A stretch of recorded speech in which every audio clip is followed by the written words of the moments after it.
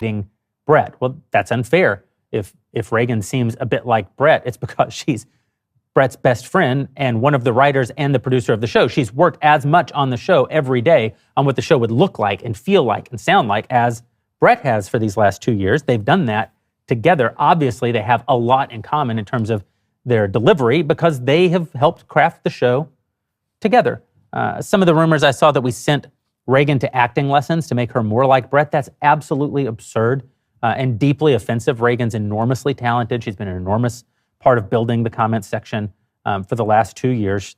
And I've never sent her to an acting lesson. She's never asked me to send her to an acting lesson. I've never asked her to do anything to be more like Brett.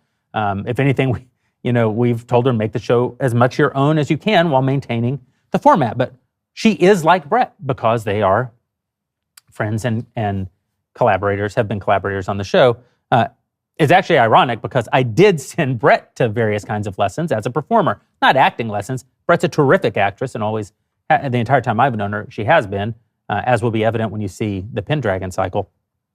But I did send her to dancing lessons and singing lessons in preparation for her role as Snow White. I sent her to dialogue coaching sessions to help her with her role in the Pendragon cycle, and that's good. That's like saying that you shouldn't send a performer to lessons is like saying that my political host shouldn't read books. They should just know everything. It should all be natural. What nonsense. You should always be making yourself better. And Brett did take steps to make herself. Hey, everybody. Welcome back to the Five Pines podcast. I'm your host, Jamie A.B. So that was just a clip of Jeremy Boring giving that weird kind of lecture to Brett Cooper, which is a former employee of his of the Daily Wire. And we're going to talk about it, okay? Because that was a very strange clip. And just when you think, wow, there should be nothing more to talk about the situation, another, great cup of tea drops and we need to talk about it. First of all, Jeremy, nobody cares that your feelings are hurt, okay? You know why? Because your company's motto is literally facts don't care about your feelings. That's what you guys are known for. So the fact of the matter is that you guys replaced Brett Cooper with her best friend. People are not happy about it. Reagan is objectively not doing as great. And why would she when you guys handed her a giant, massive platform that was built upon a personality, a person, that specific personality, Brett Cooper? Why would you think that you could just hand something over and everybody would just be like, yeah, yay, we love this? I don't understand. Like I said, does that sound familiar to you, the facts over feelings thing? Because that is something that you guys have said. And I genuinely think you guys don't realize at this point how big of hypocrites you guys seem and have become. And with conservatism and all of the things you guys have been talking about, things like truth and loyalty and all of these different things. Like, yes, we know you have been touting capitalism. Yes, we know that. But this is capitalism slapping you right in the face, okay? This is capitalism telling you made a mistake. There's nothing Brett could even say or do at this point that doesn't even make it seem like she's forced into saying that or feels guilted into saying that. And you know that this has obviously caused some tension between Brett and Reagan. And just because a year ago, Brett told you in passing that maybe Reagan should host the show, as in maybe Brett was done with making so many videos a week that maybe she could hand over the weekend show to Reagan.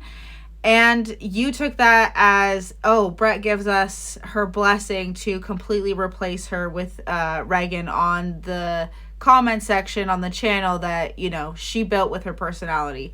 I understand, okay, that you guys invested in her. I completely understand that. But what you don't understand is that, yes, you invested in her. First of all, she was bringing in hella numbers, and you should see these graphs on YouTube because it was literally like Reagan gone. That's crazy. It's a crazy drop off. We have all said constructive criticism, as in give Reagan a new show. You shouldn't have handed her over to Brett. You guys know you have the marketing, so build Reagan a new channel up. People are not going to like people just being replaced like there's some sort of I don't know, like there's some sort of robotic machine. They're not. People enjoy Brett because she was young and she was learning and she had so much perspective on a lot of things and she was very empathetic. And I think people really like Candace, and we see you being hypocritical with her as well when it came to freedom of speech. You guys are freedom of speech platform all the time until it's the Israel-Palestine thing, and then you can't even have people that disagree with you on things on your network. That's a red flag to the rest of us, okay? And to some of us, we're not woke crusaders, but when you fire your only two women and they were your biggest numbers coming in, and for some reason you guys took that leap to fire both of them for things that, both circumstances kind of go against your, ethical little gig you guys got going on there where you guys stand on all of your principles and stuff. So when you guys start doing things against that, it kind of does look like you guys don't like women. And I'm not just saying that to be like, whatever, but, it just doesn't make any sense capitalistically to get rid of both of, your two of your top three earners. I'm pretty sure that Brett and Candace were bringing in tons of numbers. I'm pretty sure their most subscribed is Ben Shapiro.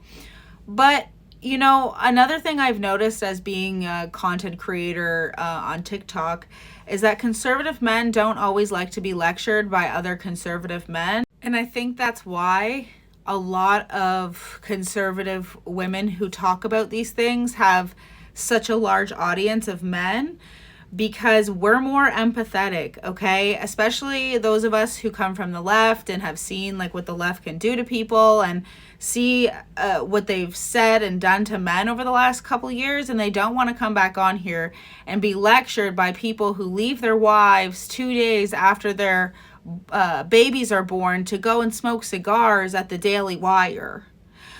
They're in the thick of it with their wives. They don't have money to have nannies come in, okay? They're there helping take care of their children, do all of the things that you guys say isn't manly.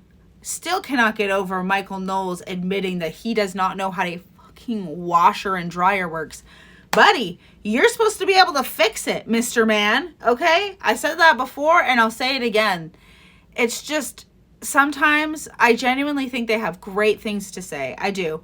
And overall, we do need more positive examples of men, especially in the conservative space, that aren't like red-pilled men, you know what I mean? But eventually it gets old for people to be lectured by rich men who have no idea what the average person is going through on a day-to-day basis, right? And I genuinely think we see that with all influencers eventually. And you guys have managed to keep all of these men at the company happy for some reason, but not the women. Not the women who brought you in some of the biggest numbers, but, whatever. I'm sure it's a great, fabulous company to work for. That's what we've heard around the rumor mill, that Daily Wire is just a great ethical place to work for. You guys need to take a step back, look at what you guys have done, the mistakes that you've made, realize why you've made them, because people don't like hypocrisy, okay? And, adjust from there. If I could say anything, I would tell you that Reagan is too old to be in Brett Cooper's position. I'm 32. People like my personality, I believe, because I was on the left. I do have an education, but at the same time, I'm very level-headed. I'm a mom, I'm a wife, and that brings a whole different perspective. You're trying to smush Reagan into a role that she is too old for, taking over for her best friend's job. People are not going to like that, you guys. I know that men don't really understand, because men will stay friends with men even if that happens. But women are more loyal than that. And judging by Brett's audience is loyal to Brett as well. Okay? And this is just a losing fight, and continuing to shove to put, like, I don't know what this DEI thing is. Don't put Reagan in a spot that she doesn't belong.